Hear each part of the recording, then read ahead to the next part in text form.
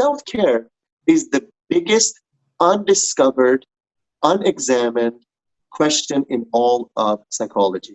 We all think we know what it is. We don't, and we haven't talked about it enough, and we haven't explored it enough. Hello. So usually I'd say, skip over this intro, who cares about it? But because it gives important context and definitions for this episode, which if you don't hear, you might just be entirely confused, I'd really recommend hearing this out till the end. Yay! Okay, so today we're joined by the incredible Dr. Sia, who's a registered psychotherapist and researcher, and also has a YouTube channel covering many, many useful topics. In this episode, we're discussing the lies that we actually believe around self-worth and self-care, and relating that back to evolutionary psychology, and explaining why we are the way we are. Of course, also linking that back with education and themes of Ready to Redo. This episode is based off psychodynamic psychotherapy. Yes, that is a mouthful. And specifically, get ready for this one, intensive short-term dynamic psychotherapy, or ISTDP for short. Yes, they really don't make it easy for us. So these concepts use what we call attachment theories, where our relationships with parents and caregivers as babies affect how we are today, and affecting things like self-worth and self-criticism. So after this beautiful intro music, Sia will be explaining two things. First of all, what is attachment and examples of it, since we'll need that to explain things like self-worth. And then what are the 4 types of attachment styles, and maybe you can even guess which one you are. So without further ado, let's jump into it.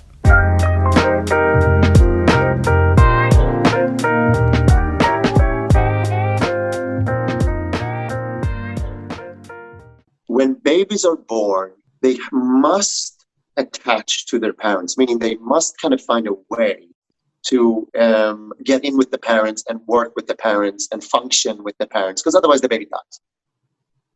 And the baby also has to find a way to reduce the distance between themselves and their mother, their father, their caregivers, because a baby who does not have a parental figure close is at risk of dying.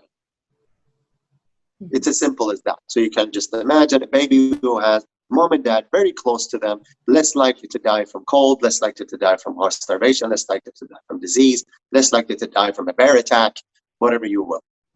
So attachment is the process by which a baby, a child, will ensure that the distance between themselves and the parents is reduced, such that the parent is willing to bond to them, meaning that the parent is willing to come close to them. Mm-hmm. Right. It's the simplest form. It's the most basic form. That's what attachment is. The child's way of reducing distance between themselves and their parents. And that's it. And what ways, just for example, what ways would they, what actions would they do to minimize that distance? For example, the child might cry, because when the child cries, the parent comes closer to soothe the baby's crying. Mm-hmm. The child might giggle and coo, because then the parent feels like it would be nice, a good experience, a funny experience to come closer to the child. Right.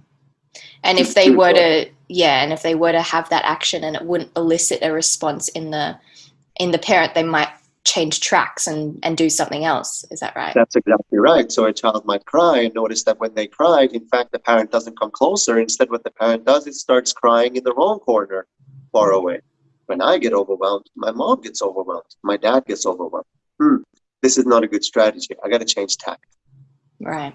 And then we see how that manifests into basically the rest of our conversation today. Could you just give a brief description of secure attachment, but then also the other 3 attachments that we see? So with a securely attached child, they are able to successfully gain attention from their parents for positive things that they do, and aversive experiences that they have. Meaning, when they cry, the parent comes and they soothe them. When they're happy and they're cooing, the parent comes and they join in. What happens then is that over time, the person feels secure within themselves. 2, 1, help themselves when they are distressed. Be compassionate to themselves, be caring towards themselves, think the way that would be helpful for them to think, do what would be helpful for themselves to do. feel whatever they feel and put that within the context in a helpful way for themselves. Mm-hmm. It's called auto-regulation or autonomous regulation or self-regulation. They also have had such pleasant experiences that they can also go to other people when they need. They can be cared for by somebody else. They can experience the genuine compassion of another person. They can receive the love, the care, the friendship, the compliments, and so on and so forth of other people. So there's no idea like, oh, if I go to other people, I'm weak or something like that, or I need to just take care of myself. They are good at, because of this, because the parent helps the child whenever they need to be soothed and helps them actually kind of thrive on their own, the child becomes good at knowing what would solve a problem. I use that example again of my son there where he spilled the milk. He says, that didn't work. Let's try again. Meaning that he kind of identified what didn't work. It was the behavior that didn't work. It was the action that didn't work. And he immediately goes to what else could work. So it's a process of, you kind of are more likely when you're securely attached to go towards what works, what helps, what changes things for the better, than when you're anxiously attached in one way or another. Mm-hmm. Now, when you have an avoidant attachment, you believe that no one else can help you, no one else can do anything for you. You have to be able to do it all by yourself. And of course, we cannot, because we are group animals, we are group creatures. So it becomes kind of almost like a defense of omnipotence, where you kind of believe that you have to be God, and no one has to have any form of influence on you in your life. When you're ambivalent, you believe that you can't do any of it yourself, and you are completely dependent on somebody else to do it for you. I can't do anything for me. I can't regulate me. I can't take care of me. Only you can, and you do more for me. Can you be there for me? Why are you never there for me? So on and so forth. And when you're disorganized, you don't have a reliable pattern. Your pattern is disorganized. It's chaotic. That's for those parents who were just completely unreliable. They were extremely unwell. They would come home. They would be happy with you one day when you build those blocks. And then the next moment, they're really upset with you. Why did you touch those blocks? There was just no predictable pattern for those children. So there's no predictable pattern for them in life. Right. And you definitely go more into detail about those in your YouTube channel anyway. So anyone who's just been a bit, just resonated with them a bit much, definitely check out your work. So hopefully that was useful, and since these definitions about attachment were actually later in the episode, but I've edited it in first to give context, here is a relatively smooth segue into the real start of the episode. Hope you enjoy. Let's jump into it, because this is going to be quite fun. I thought we'd start with a scenario first, and this one starts with Janice. So Janice is studying high school online because of COVID lockdowns. We actually recently just got out, so yes. Sadly, I was too optimistic and Melbourne is back into lockdown, so stop celebrating, Joe. The teacher sets the class homework, which she is very, very unmotivated to do. Her friends seem to be on top of the study, whereas she just spends most days distracted by social media, like TikTok, Instagram.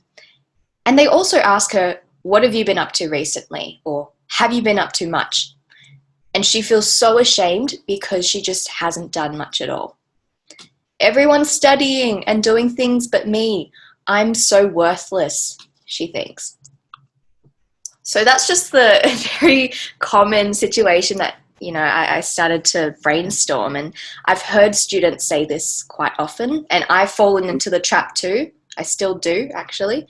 And I'm hoping for you to use this situation and explain the idea of self-worth and conditional self-worth as well. So what's going on with Janice?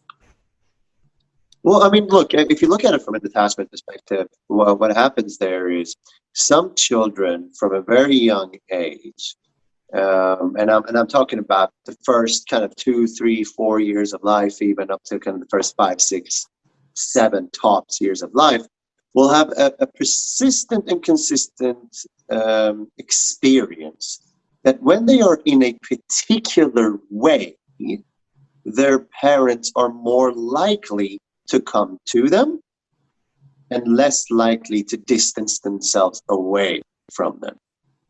Now, that particular way that they can be differs between different households, different family dynamics. And so you can kind of end up feeling relatively secure, meaning that your parents come to you almost in a way irrespective of what you're like, that they go away not on the basis of what you're like, but that them being with you and not being with you has really nothing to do with your attitude or your beliefs or what your needs or your requirements or whether you're funny or not. Like, it's more like they're there for you unconditionally. They're just close to you. And when they're not, it's not about you. It's about work. It's about something else. It's about whatever else. Now, when you get a sense that you're worthless, it's this idea that there are particular ways that you can be as a person that has no worth to your caregivers. If you are naughty, if you are not successful, if you're not getting the piano right, if you're yelling too much, if you're screaming too much, if you're too naggy, if you're not getting your studies just right, if you didn't clean the table exactly the way that it needed to be cleaned, and so on and so forth. And so what happens is that over time, the child develops an idea that, wait a second, there must be something going on with my basic kind of worth as a human being, because it seems like I'm not just accepted irrespective of what I'm like. Like, it's not like, honey, I love you, but clean the table. It's more like, you didn't clean the table, go to your room. We don't want to see you again until you've understood how wrong it is what you have done, such that when you understand, then you have the worth, the value, the lovability required to again be in our presence. And just one another example. So, and the child cannot in any way, no children can, distance themselves between what's going on for them and what's going on for their parent. They can't say, I think my dad is a harsh, critical, overly narcissistic man. The child can't do that. So by their very essence, what they'll do, whatever their parents are like, you can take the two most harsh, critical, nasty, and abusive people in the world, make them this child's parents, and the child will have no idea. They will think, my parents are perfect. Mm-hmm. My parents are perfect. Anything and everything wrong in our dynamic, in our relationship, is about me. Fast forward, now this worthlessness is within, what was her name? Janice. In Janice. Yes. Now this worthlessness sits within Janice. And it's on the basis of this worthlessness that she does not do one thing or another. So it's not these things that she doesn't do that make her feel worthless. She doesn't do them because she already believes herself to be worthless. And when you're worthless, when your human worth is extremely low, you come up with a series of ways to make up for that. By being a better student, by being funnier, by being prettier, by being more organized, by being less of a burden, by being more successful, whatever else it is.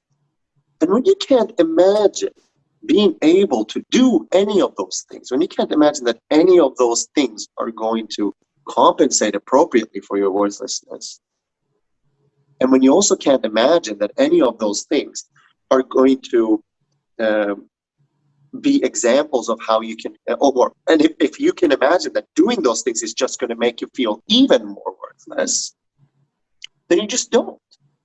Once you've had that attachment there, and those ideas developing around the idea of worthlessness, anything and everything that you do is mostly just focused on perpetuating that feeling of worthlessness. The brain doesn't have a self-corrective automatic process where it goes, used to think we're worthless, let's not think that anymore.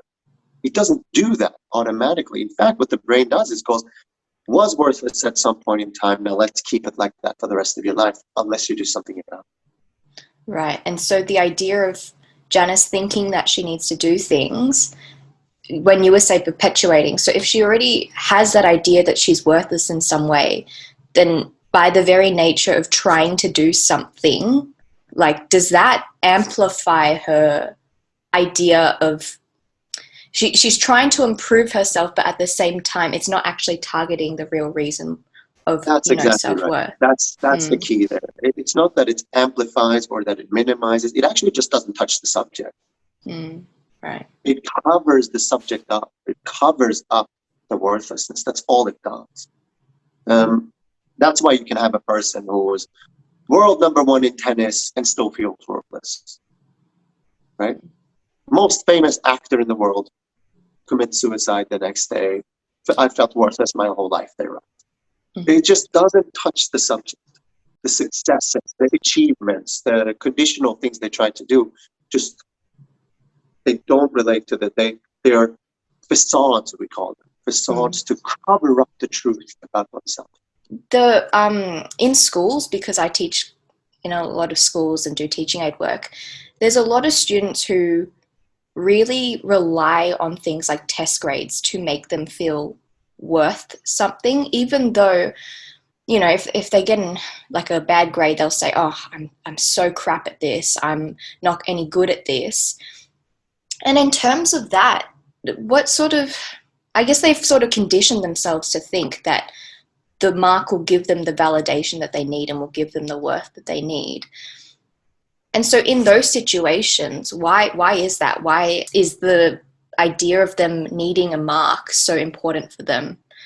Well, I think that's really interesting, right? Because you get the different kind of students here, right? You got Janice, whose parents said, and I just want to say when parents are saying this, but 99% of the time we're talking about parents are not aware that they're doing this, they're not aware that they're developing this, and, very, very few parents in this world intentionally want to do harm to their children. So if you're Janice out there, this isn't about blaming your parents in any way, but it's just the way that it kind of develops. So, for Janice's parents, there would have been an idea of there are very specific things that she can do to be better, to be more worthwhile. And she cannot attain those. She cannot achieve those, at least not in school. Or that Janice's parents just gave her no way to be worthwhile. Like there was nothing she could actually do to undo her worthlessness. It wasn't like you are worthless until you have better grades. You are worthless until you clean the table. You are worthless until you dress prettier. You are worthless until you become a sporty person, not a musicy person. It might be that parents just kind of go, there's really nothing about you that's really likable to us. There's nothing about you that's good enough. No way were you ever good enough, not in your sports, not in your studies, nothing. And then you kind of have this lockdown where you just kind of go, oh, there's nothing I can do about this. I'll just step away completely. I'll just sulk. I'll just be within myself. I'll just feel suicidal. Just feel like there's no way out. Now, for some children who are at least kind of where they are able to meet their parents' requirements, the parents might go, oh, you know what? There's actually nothing interesting about you as a person. I don't kind of know, they don't say that, but that's kind of the way that it plays out in the relationship, that they're not really interested in their kid. But as soon as their kid achieves something, they go, oh, hey, wow, that's amazing. What did you do there? Look at that. You put those blocks together. That's really cool. Well done. Hey, honey, did you know we have a clever kid? I didn't know we have such a clever kid. Come here. Blah, blah, blah. That's amazing. And then they disappear. And then the kid cries and does whatever else, or they fumble, or they make mistakes, or whatever else. Nothing's noticed. Nothing's seen. And then they put the blocks back together again. Oh, there's the blocks again. Man, that's what I like to see, my little engineer. You're my little engineer, aren't you? Right? Yeah. Look at you, little super engineer. Now, I'm not saying that that's bad. Those kind of encouragements are actually kind of really good. But when they're the only encouragement you get, and in the absence of that, as soon as you cry, you're sent to your room, where it kind of really paints the picture, doesn't it? You're worthless if you're anything but an engineer. So now here's the kid, they're in school, and whenever they excel at mathematics, whenever they excel at physics, whenever they're excelling in science, they think, yeah, they got their shit together. Yeah, I got this. I know this. I'm good. I feel good within me. Something feels right. But of course, if they don't, well, then it all kind of falls apart, because underlying all of that is this extreme sense of worthlessness. The worthlessness that they can cover up successfully by meeting the demands of their parents. And so they'll do more and more and try. And unless if they achieve, say, the A plus, they won't feel worthy, which Not is even that. just, The A plus does not help them feel worthy. That's the fantasy. That's the hope that if I get an A plus, then I'm worthy. But instead, what the mind does, it goes A plus. Yeah, okay, you don't have to be anxious right now. But what's next? mm-hmm. Yeah, you got the A plus, but what's next? Wait, oh, year 12. What's next? Oh, uni. What's next? Oh, what's next? What's next? Okay, so I'm an engineer now. What's next? But I'm not the head engineer, am I? No, what's next? But I don't own my own engineering company, do I? What's next? So I don't have $10 million, do I? No, what's next? I don't have 3 kids yet, do I? I only have 1 kid. 1 kid isn't enough to be worthwhile, is it? You got to have 3 at least, right? Yeah, and it's just the trend of never enough. That idea that Never you enough. said, the money bit as well, because yeah, it's not just, say, we're using the example of school, but this conditional self-worth can be in the form of money or in the form of a job or some sort of reputation, some sort of job title that we've imagined to be amazing, but the time we get there, we're just going, yeah, that's not as great as I thought it'd be. Yeah, well, what we do to compensate for our worthlessness or our conditional sense of self-worth, what we do to compensate for it will always be a compensation. It would never cure it. It will never fix the problem. I mean, I think 100 years of psychological research show that it just doesn't. No one ever went, I was worthless until I became an actor, and now I'm all good. I was worthless until I got that $1 million, and now I'm all good within me. There is no such evidence. There's no. Someone might say I was poor, and then I got rich when I got my money. That would be right. Someone might say I was not famous, and then I became famous once I became an actor, or I wasn't happy with my job, but now I get to do what I love. But no one ever became more worthwhile as a human being fundamentally by anything other than the fact that they are. Yeah. And how can we start to rewrite that? Because that is such an ingrained thing from our attachment. You know, when we're kids, we already have that mentality, and so we'll just keep forming the habit and the skill of trying to reduce that distance between us and people. And how can we start, at least it's going to be difficult, but how can we start to get more unconditional self-worth? Look, I think that's a fantastic question, and the thing is that the brain does the best it can to never let you see, feel, hear, experience in any way anything but what you already know about you to be true from those early years of life. And I call this process a process of filtering. I'll give you an example. Person says, I feel worthless within me, I feel worthless and unlovable within me. No one could possibly love me. And then they get in a relationship with this guy who's security attached and super loving and caring. And every time he kisses her, cuddles her, gets close to her, is tender to her, says nice things to her, she dissociates. Dissociation means basically your brain kind of checks out. In one way or another, you're not really there, or you can't really experience it. It's like, this isn't happening to me, or you float above yourself, or you kind of feel like you're not really you. Or so very ironically then, a person who wants to be loved cannot feel the love she's receiving from a man who's willing to love her, because her brain does not want her to have any experiences that are different to her idea of lovability, unlovability. Brain wants her to continue to feel unlovable. So when she has experiences that are contradictory to that unlovability, her brain makes sure that she does not experience them. This process of filtering is what we are combating. Me, you, all of us, whatever wounds we've had, if they have not been addressed directly, we are all going through a filtering experience. Another example would be a guy goes up on stage, and one of my patients, a famous person, would go up on stage and say, there would be hundreds of thousands of people online, tens of thousands of people in the crowd cheering for him, and his eyes would find the person who did not. His brain would focus on that person who was not happy with his performance, or we don't really know why they were unhappy, right? It's 1 in 10,000 people. We don't know why they were unhappy, but that's where his brain goes. It does not want him to feel the love of 10,000 people in the crowd pumping away and dancing away, and his music doesn't want him to feel that. So we need to combat this filtering, and the only real way to do that is to do that in a 2-person process. You need somebody to go, hang on, I think you're filtering there. I think you didn't really hear what I said, because I said, you're welcome, come sit down. And the first thing you said was, I don't really feel welcome in this room. What happened there? Oh, well, you said something about welcome or something? Like I'm not welcome? No. I said you are welcome. Did you hear me say you are not welcome? Yeah. Does that tend to happen for you? Right? So we need to help them identify how their brain filters out all this good information, all this beneficial information. Because otherwise anyone would go, well, my parents were critical, but everyone else ever since has been really nice to me. So it can't be about me, it has to be my parents, right?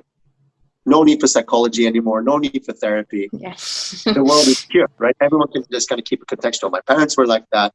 Everyone else has been nice to me since. I'm all good. But the brain doesn't do it. Right. So that's one step. The first step is therapy. Hands down. You have to have therapy, and you need to have attachment-based therapy. And I would recommend something like intensive short-term dynamic psychotherapy. ISTDP is the therapy that I do.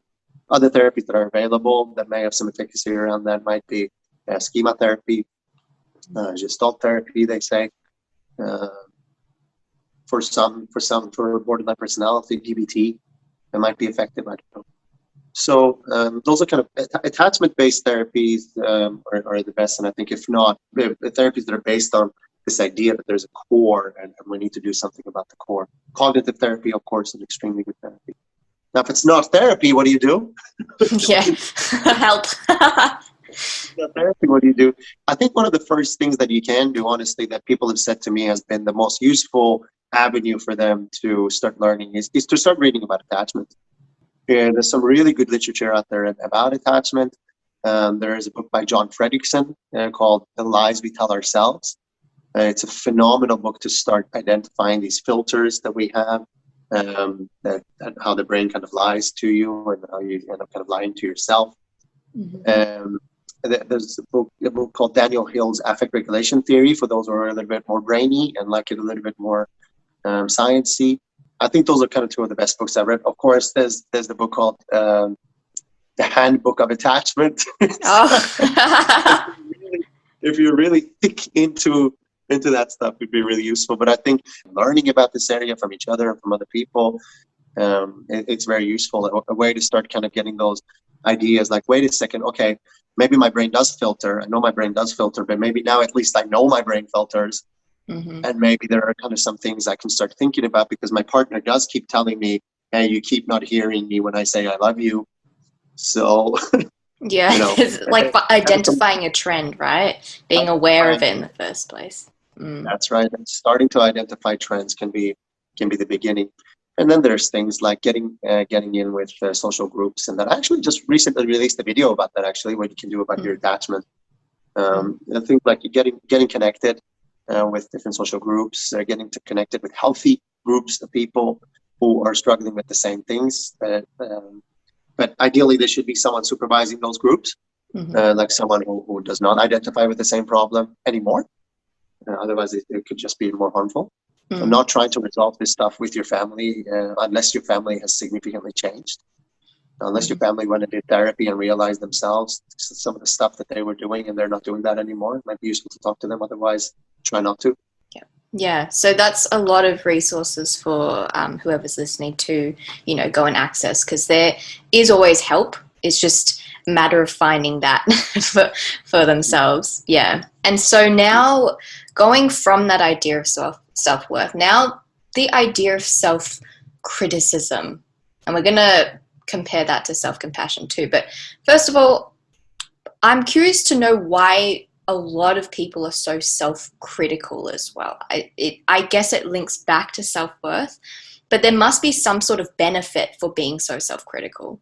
I think you're absolutely spot on. That's the key factor. That people who are self-critical will tell you that there's benefits to it.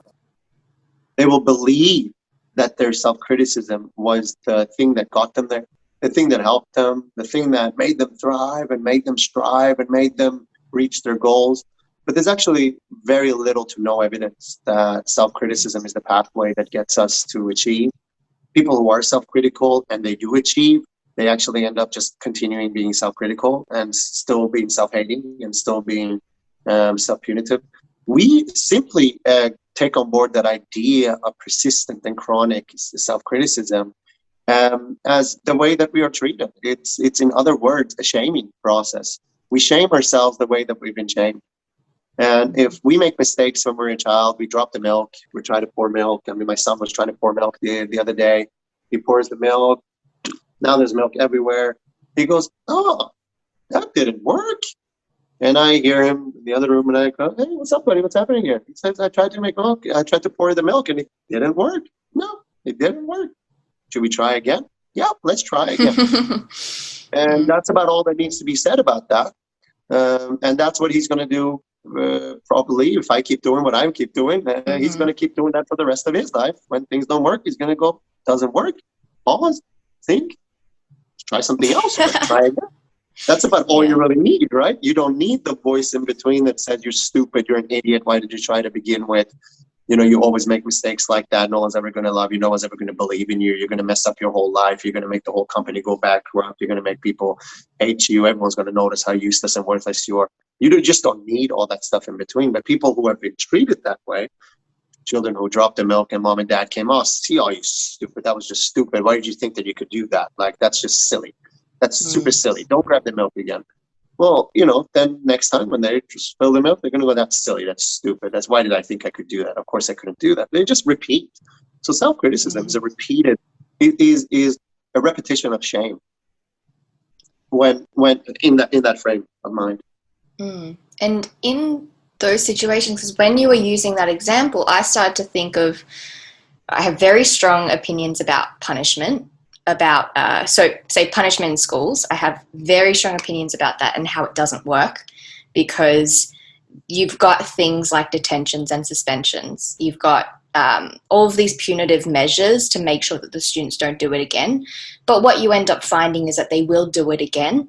But now there's just shame involved in it. So it's not actually attacking anything, that the core of it, because my philosophy, I guess, something I really believe in is, if they've done something bad, it's because there is something wrong. So that there is a reason for their behavior. So if they were to spill that milk, well, that's a very benign thing. But if they were to bully another student, there is a core underlying belief that they have, or something that's going wrong for them to do it. But then once someone criticizes them for it, they'll probably self-criticize themselves, but then not attack the actual underlying issue. What are your thoughts about that? Well, I think what you said there, I mean, you keep saying your beliefs. It's very encouraging to hear that your beliefs are completely consistent with every piece of science that's ever been released on the idea of punishment. And Whitney!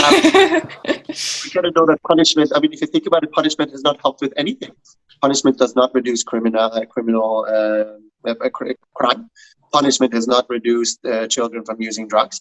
Punishment has not reduced how many people are abusive in schools. Punishment has not reduced bullying. Punishment doesn't do anything. Punishment is for the punisher. It's not for the punishee. Punishment is that you feel better about yourself, that you feel like you got to do something, that you got to punish somebody, you got to whip somebody, you got to lash somebody. Punishment in its most extreme forms, if we look at, for example, any culture that's had slavery, any time where they've had slavery, punishment only worked to keep a person constantly afraid of the punisher, such that they, for example, were too afraid to do anything but it didn't actually even change what the punishers wanted to change, which was that core fundamental idea within the person that I don't want to be free. The moment slavery has been abolished in whatever countries it has, and people have gone free and gone, yeah, I'm more than happy to be free now, except for some extremely severely traumatized people who were kind of more happy to be in this kind of Stockholm syndrome, if you will, happy to institutionalization and so on and so forth.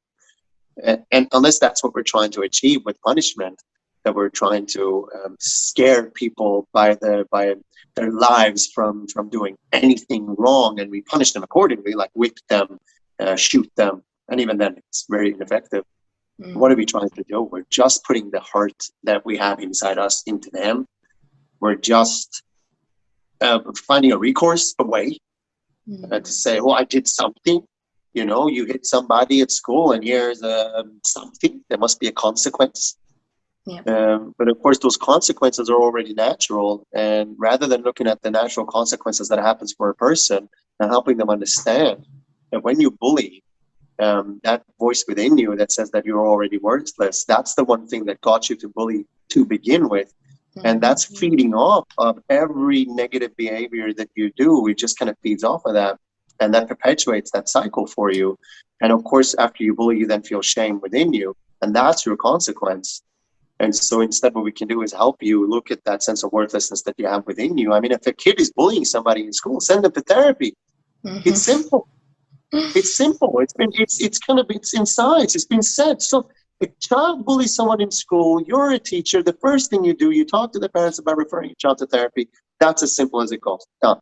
In fact, if you're really good at your job, you refer the entire family to therapy. Whether they or not, they'll accept it. Yeah. You with the mom and dad, and you forget the kid for a while. Ideally, the first thing you think you do, child is being a bully, I'm going to send their mom and dad to therapy if I can. I'm going to refer them to therapy. I mean, there just needs to be a system where we just accept that those things are the truth. Like, I mean, people can refuse it. They can refuse to go. But we need to do what's right. Yeah. The teacher who sees the child that bullies needs to know it's not the child's fault. Something's going on with their parents, with their caregivers. Something's going on in the household. We need to refer those parents to therapy. What I hear from what you're explaining is treating them with compassion. So treating them with more so a curiosity as opposed to a judgment. To just go, okay, well, this kid did bully. There must be an underlying issue. We're going to be compassionate towards you, which is so different from what I guess the bully would expect is compassion instead of a punitive thing. And with that idea of self-compassion now, or compassion, but moving it into self-compassion, how can the person themselves, with the resources that they have, you know, they already feel sort of self-worthless, it's going to be more difficult. But what are some ways that we can become more self-compassionate too? Look, there's kind of self-compassion-based therapy, and there are kind of strategies. You know, you can Google the 5 ways to be more compassionate towards yourself and things like that. I don't like to get involved in that stuff too much. I've just seen it doesn't work. It's useless. It's worthless. It's just, instead of covering up your worthlessness with abuse and self-attack, self-criticism, it becomes kind of a covering it up with compassion. There's actually very little to no real hardcore evidence that people who are afraid of self-compassion can be self-compassionate. So this is what I mean. I released an article, actually, it's a published article that in the journal, I forget, anyway, on this idea of fear of self-compassion. Okay. Yeah? Bear with me. So people who believe themselves worthless will fear self-compassion. Remember how the brain filters out what it doesn't want to know? So it will kind of filter out other people's love, for example, other people's affection or care or compliments or something like that. It will also filter out. It will be afraid of. You will get an anxious response to trying to be self-compassionate.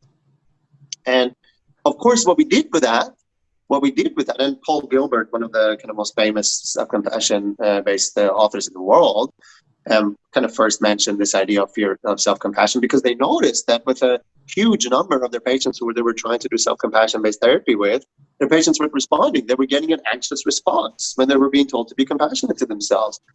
So we suggested that perhaps the way to deal with that is, again, to deal with the attachment. So we took a huge group of people, 60 plus people, and we helped them with their attachment And what we found is that after their attachment issues were resolved or improved, or attachment issues were decreased, there was an increase in susceptibility to being more self-compassionate.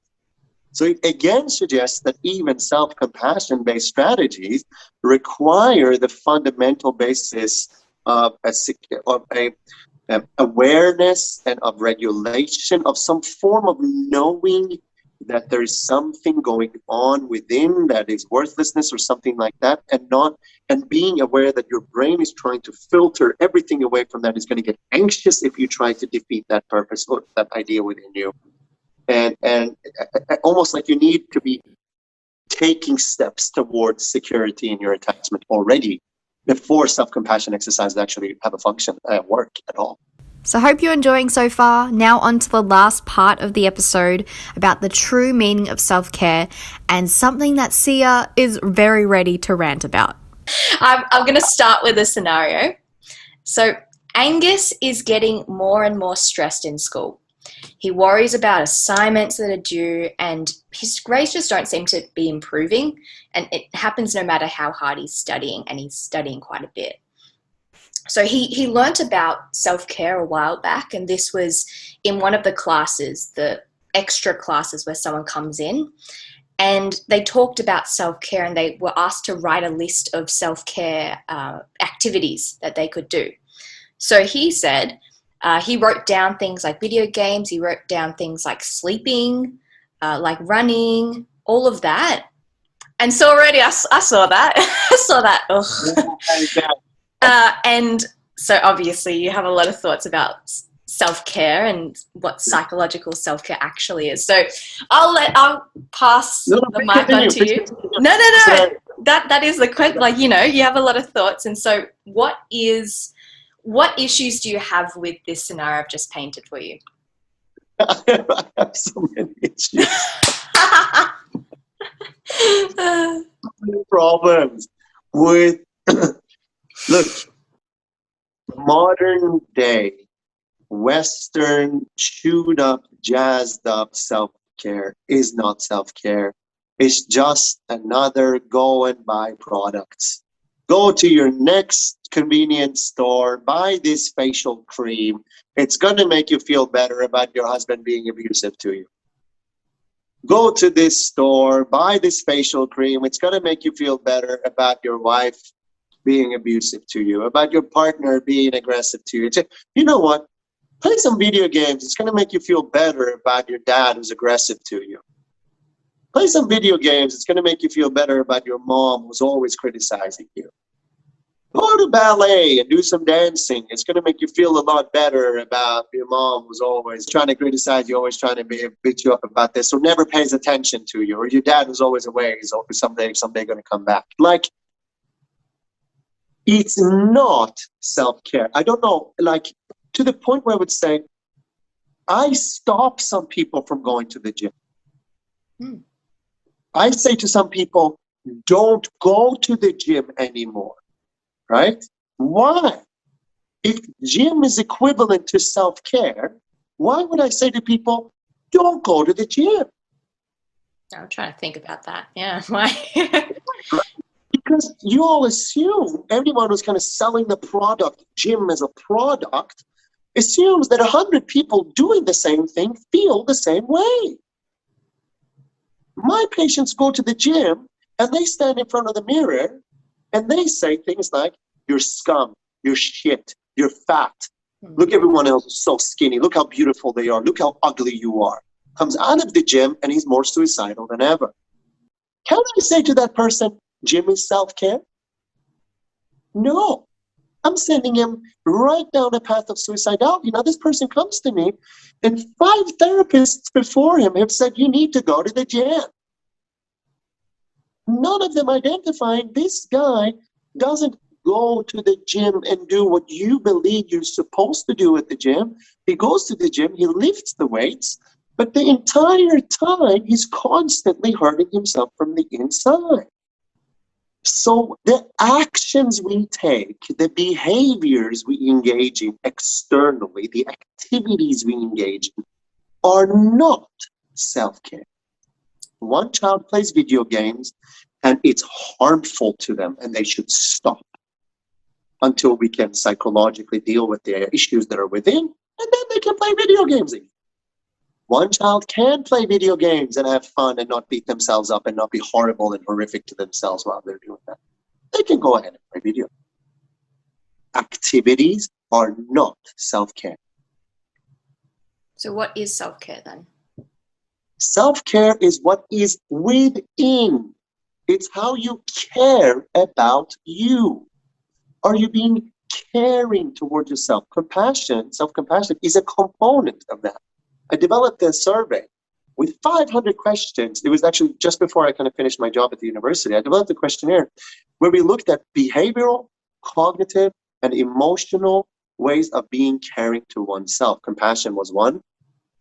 Other things was things like standing up for yourself, assertion, setting boundaries within oneself, being allowed to feel what you feel, being okay with that, not being judgmental. So kind of stuff that comes from mindfulness, stuff that comes from compassion, stuff that comes from psychodynamic therapy, stuff that comes from cognitive therapy, stuff that comes from behavioral therapy. We kind of mashed it all together. Self-care is the biggest undiscovered, unexamined question in all of psychology. We all think we know what it is. We don't, and we haven't talked about it enough, and we haven't explored it enough. And it is not go take a shower, go play some games, go to the gym, go have a walk, watch some Netflix, do your favorite hobby. These things are not self-care. What happens within is what determines self-care. How you are being treated by you. How your mind allows you, the relationship between you and yourself is self-care. When that's a good relationship, when that is a caring relationship, that is self-care. Right. So in terms of then Angus's situation so he's more stressed about school. He feels like he's, becoming more overwhelmed with the studies and everything. So his action, which is not self-care, is something like video games or running. Then for Angus's situation, what would be his true psychological self-care then? So the true psychological self-care, rather than sitting there playing video games, tapping your foot, going, oh shit, I should be doing studies. What am I doing? I'm so stressed. I'm failing my studies, which of course is just another way of making them even more kind of strung up and worried. The true action of self-care for Angus would be there to go, all right, why do I have this sense that I need to succeed so much at school? Why do I attach myself, my view, my worth, my existence as a human being to my success in school? School is not a thing everyone will get A's in. There's a reason why there's something called an A. Not everyone is school smart. Not everyone is study smart. Not everyone will get those A's. Can we be worthy and loved and cared for and just as important in this world if we are non-grade A students, non-grade B students, if we're failed students? If we fail, does that mean we are less worthy somehow? What he needs to do is he needs therapy. He needs to sit down with somebody to go, look, you're not achieving as well as you can. Let's look at why that is. Let's look if there's something within you that doesn't want you to succeed. Let's look to see if there's something that sabotages your successes. Let's look to see if there's something that gets in the way of you succeeding. Or in addition to that, let's see if there's something that says it's your attribution of success that's wrong. I mean, what grades does he get? Passes? A pass student is a fantastic student. You're really good if you pass school, right? There's no difference between you and the rest of the students in terms of worth, value, love, how happy you can be in this life, how much you can achieve, what you can get from this life. There is no difference. There's no evidence whatsoever that grades in school equates to happiness, success, flourishing, actualization in life. There just isn't. And I wish there could be, because it would be easy, because we could just get kids' grades up and we could guarantee their happiness in life. But that's not the case. Yeah. So Angus needs to start looking within himself to go, what's going on for me? Maybe I'm not good at grades. Maybe I should just be happy with the grades I have. Maybe that's all I need. Why do I even, maybe actually what I want is to be something else. Maybe I want to be a plumber. Maybe I want to be a cleaner. Maybe I want to work at Kohl's. Maybe I want to be a musician. Maybe I want to be an actor. Maybe I want to be a sports person. Maybe I want to be a porn star. I don't care. There's no difference for me in the value or worth or love. All these people exist in society. They all have equal worth and value. And I shock people by saying a porn star is just as much worthy to me as a doctor. I do not see a doctor walking down the street having more worth than a person who is anything else. I don't care. Porn star, sex worker, psychologist, cleaner, janitor, equal worth, all of them. Tired of having to explain to people that a nurse is just as has much worth as a human being as a doctor. Yeah. You had a really great video about that, about self-worth, about how can we attribute, say, like a job title to someone and say that they have more worth. But you definitely go more into detail about that, which again, people can look into. But that, I've been transported, and I'm sure the listeners have been transported to a new dimension, just listening to everything that you're explaining, because a lot of these concepts, we're not too aware of them. I think it just, something like self-worth, we sort of just go through life attributing different things to complement our self-worth, I guess, or make us feel better. But actually just being aware is the first step. First, you need to become aware of what's going on inside. Then you need to start being able to reflect on what actually goes on inside. Yeah. And once you have those fundamental bases of self-awareness and self-reflection, off the basis of that, you can achieve amazing things within yourself. Self-care is a process of how you are with yourself, the relationship between you and yourself. That's what care is. When anyone says, go do this or go do that, just go, don't listen. It's not true. Start looking at your relationship with yourself. That's the place. That's the one thing. And that's what I help my patients with. That's what my videos are all about. The relationship between you, and how the relationship between you and you affects the relationship between you and other people. And that's where it's all at. There's people who take a bath at the end of the night don't feel better than people who don't. You can go on. It's archaic, it's ridiculous, it's absolutely toxic, and it's very harmful to people who are suffering to tell them, just take a bath and you'll feel better, just go to the gym and you'll feel better, just take a walk. I'm telling you, I'm abused from within myself and outside of myself. You're telling me to take a walk. I mean, that to me is abuse. Yeah. Thank you so much, Sia, for jumping on. We covered so many topics today, but it's really great that we can talk about these topics. And where can listeners find you? So you can find me on YouTube. Just write Dr. Sia on YouTube. So that's the Dr. DRSIA on YouTube, and that's where I am, and that's where I'm ranting, and that's where I'm creating videos. And we have a small community at the moment, and so I have time to answer questions and make videos according to request. And I mean, that's where you found me yourself, and now we're connected. So that would be the best place to find me online. And of course, if you want to know more about my practice, if you want to see me as a therapist, you can just Google me. Dr. Sia again. You probably write Dr. Sia psychologist, and I work at a clinic called Mindhack here in Australia. But also, of course, if you're abroad, and many of my patients are from America or from Canada or from Europe, and we do online sessions then. So we just kind of have to find the time that works, and we can do online sessions via Zoom or something like that as well. Great. So that's kind of how you find me.